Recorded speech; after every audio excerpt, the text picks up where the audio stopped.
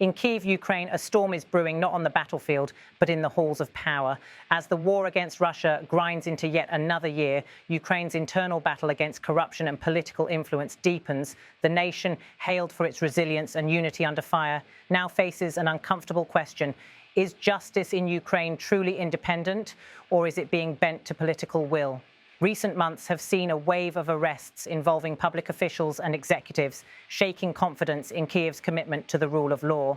The latest case, however, has struck a particularly sensitive nerve: the detention of Volodymyr Kudrytskyi, the man who until recently led the state-owned electricity company Ukrenergo. He was once praised for his efforts to maintain Ukraine's fragile energy grid during relentless Russian strikes. Now he stands accused of embezzlement, charges that his supporters insist are politically motivated. Opposition voices and anti-corruption activists say the case goes far beyond one executive. They call it a warning, a signal that those who challenge powerful interests within the energy sector risk retaliation. Among them is Inna Sovsun, a Ukrainian member of parliament, who spoke with a mix of frustration and disbelief. She recalled how Kudrytskyi's leadership had long been under political pressure. About a year ago, Sovsun said, Volodymyr Kudrytskyi went through a rather tumultuous resignation process that lasted 14 months. Basically, he was forced out by Mr. German Galushchenko, who was then Minister of Energy. And now, as absurd as it sounds, he's the Minister of Justice. They really wanted him fired. Her words capture the intersection of politics and bureaucracy that many Ukrainians have grown weary of, a struggle not just for control of an institution, but for control of independence itself. According to Sovsun, the Ministry of Energy, under Galushchenko's leadership, had been expanding its grip over the entire national power system. It already oversaw Energoatom, the state nuclear company, a critical backbone of Ukraine's energy security. It also exerted influence across smaller energy entities. But what appeared to concern her most was the effort to dominate the independent regulator, Ukrenergo, whose board had previously operated without direct interference from the presidential office. They weren't under direct control, she emphasized, and they really didn't like that. Her comments echo a broader concern shared by reform advocates across Kyiv, that independence in public administration is being quietly dismantled in the name of efficiency and wartime necessity. As Ukraine continues its long road toward European Union membership, Brussels has made one condition clear: the courts and anti-corruption bodies must remain free from political pressure. But in practice, reformers say, the line between governance and influence has blurred. Sovsun described Kudrytskyi's arrest not as an isolated case, but as part of a pattern, a continuation of a campaign to silence independent voices within key industries. I think what we're seeing now, she explained, is sort of the continuation of that story.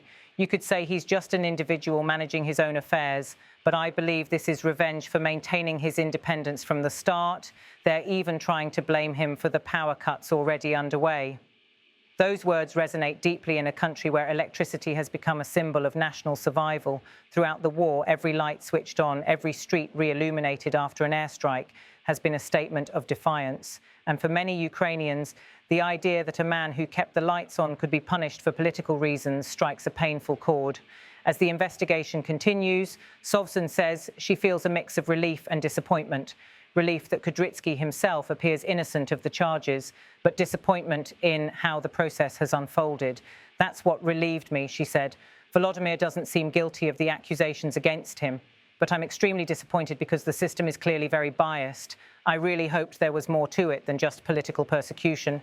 But hearing their arguments, I see only one thing. They're just looking for a pretext to accuse him of anything. Her voice, no calm, analytical, but edged with disillusion, mirrors a growing sentiment among Ukrainian lawmakers who fear that wartime politics is eroding democratic safeguards. The question now, she says, is whether Ukraine's leadership is willing to use the imperfections of its judicial system for political advantage. And in her view, that's already happening. The question, she warned, is whether political leaders choose to exploit the imperfections of the judicial system to their advantage. Unfortunately, we see cases of this, though not all are public. Sometimes a case is simply opened against someone to silence them for a while. No real investigation, just proof that a complaint exists. And they can use that against you if you say or do something they don't like. Such remarks reflect a chilling reality for those inside Ukraine's political establishment. Even as the country defends itself against Russian aggression, some of its democratic institutions appear to be fighting internal battles for legitimacy and independence. Kyiv, November 2025. The war has entered its fourth winter. Energy infrastructure remains under constant threat, battered by missile and drone attacks. And yet the political debate now raging is not only about rebuilding power lines, but about rebuilding trust. President Volodymyr Zelensky, long celebrated as the face of Ukraine's resistance, now finds himself in a delicate position, balancing the need for unity with the growing perception of centralized control. When asked about the Kudrytskyi case, Zelensky distanced himself. "So it's not my case," he said firmly. "It's about the judicial system of Ukraine. I have no animosity toward this person. He was the chief of a big system, and that system had to secure our energy. He had to do it. That's it. This is the end." His statement may have been brief, but its subtext was clear. Zelensky was signaling that Ukraine's courts operate independently, a message likely directed as much to foreign partners in Brussels and Washington as to domestic audiences. But for critics like Sovsun, the issue is not whether Zelensky personally intervenes.